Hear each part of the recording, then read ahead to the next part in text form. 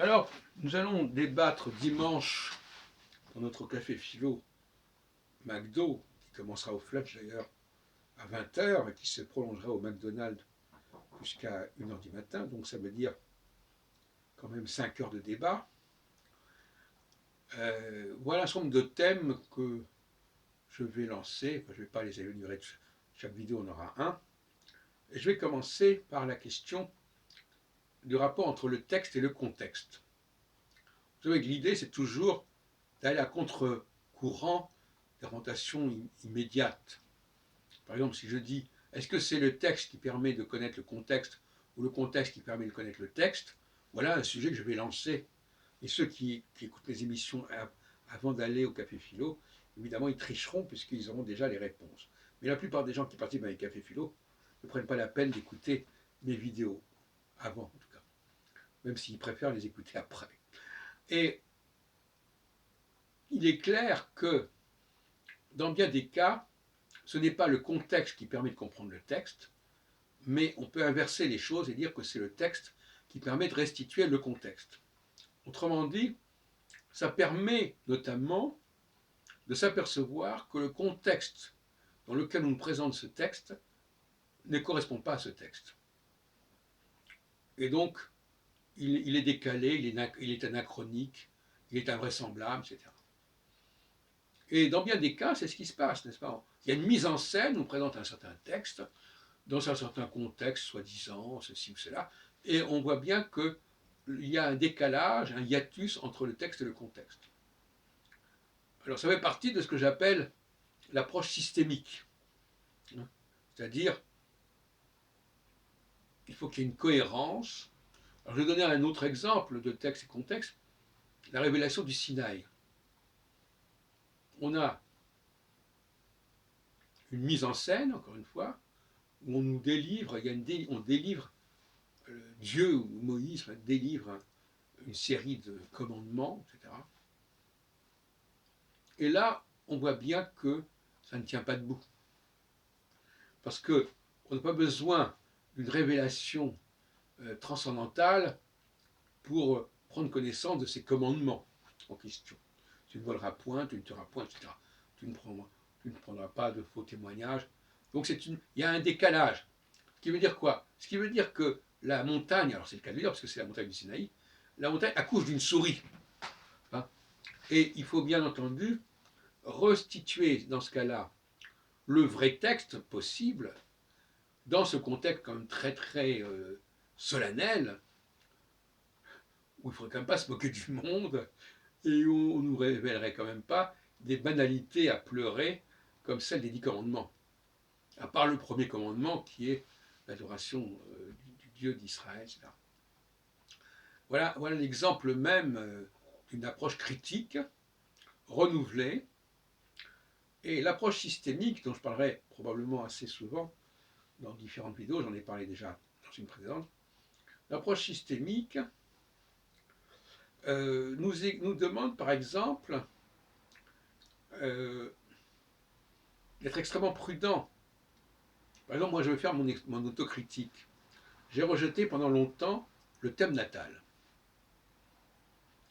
Pourquoi? Parce que l'utilisation du thème natal que je connaissais ne me convenait pas.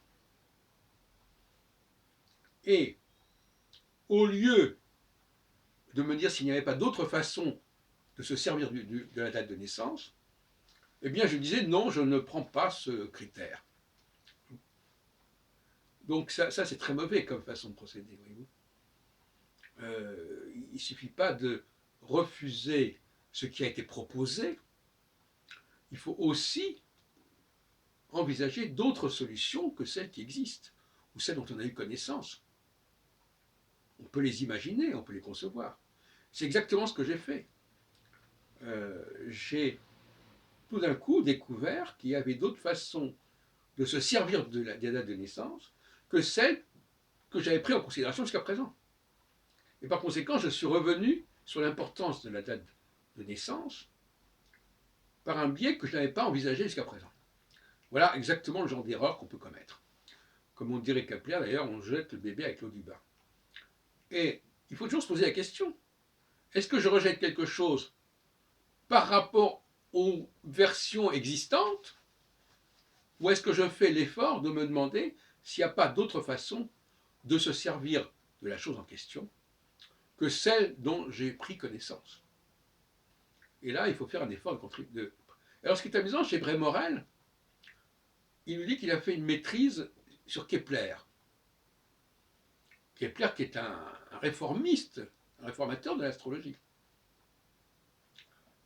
Et donc, à ce moment-là, il disait, oui, ben, je vais peut-être effectivement réformer l'astrologie. Mais finalement, c'est une période extrêmement brève dans son mode de fonctionnement, puisqu'après, au fond, il est revenu dans une critique de l'astrologie traditionnelle, de l'outil astrologique, d'autant plus qu'il était tout content de connaître cet outil astrologique. Parce que c'est ça qui a fait par la suite sa réputation dans les milieux zététiques. Je connais l'astrologie, je connais l'outil astrologique. Alors évidemment, il ne va pas rejeter cet outil astrologique dont il est devenu un connaisseur et un expert. Donc là, il est pris dans son mode de fonctionnement. Et ça explique que finalement, le savoir qu'il a acquis, il n'est pas du tout disposé à le rejeter, ou plus exactement, si, il veut bien le rejeter, mais il faut qu'il se serve de ce savoir astrologique comme cible qu'il faut attaquer, qu'il faut démolir. Imaginez un chasseur qui est spécialisé dans la chasse d'un certain animal, ben, il ne peut pas dire qu'il faut arrêter de faire la chasse à cet animal. Hein, même si au début il connaissait l'animal parce qu'il avait vécu avec, et après il vient un chasseur capable de le tuer, ben, il ne va pas renoncer à cela.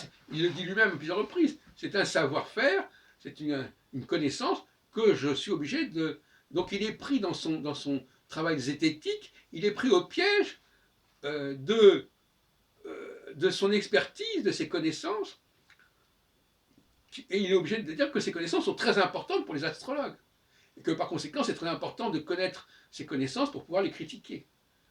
Mais il ne va pas s'amuser à élaborer des modèles qui n'existent pas, que les astrologues ne pratiquent pas, alors que dans le domaine de l'épistémologie des sciences, on a parfaitement le droit, et c'est même nécessaire, de reformuler les choses, de trouver d'autres angles d'approche, d'autres angles d'attaque. Mais lui, il est prisonnier on le sent constamment dans son entretien de 5 heures sur ce site Méta de Choc, Shocking, on voit constamment qu'il est tout fier de connaître cet outil, d'ailleurs il emploie lui-même, cet outil astrologique. Il parle de l'astrologie comme il parlerait d'un marteau ou d'un téléviseur, qui est un outil qui existe et il faut savoir l'utiliser. L'électricien, il sait comment réparer l'outil, etc. Il n'est plus capable, même s'il a pensé avec Kepler à un moment donné, il n'est pas du tout capable de renouveler le débat astrologique, puisqu'il utilise le même outil, il ne modifie pas l'outil. Il est dans l'interprétation de l'outil, mais il n'est pas capable de reformuler et de repenser l'outil lui-même. Il a échoué par rapport à ça. Il disait lui-même, je serais peut-être le nouvel Einstein de l'astrologie. Ben, il a échoué. Alors, ayant échoué par dépit, il dit, ben, l'astrologie, elle est ce qu'elle est, c'est un outil, voilà, ben, je suis spécialisé dans cet outil, voilà, ben, voilà, c'est ma profession, c'est mon travail. Donc, il est aussi prisonnier de l'outil astrologique que les astrologues eux-mêmes.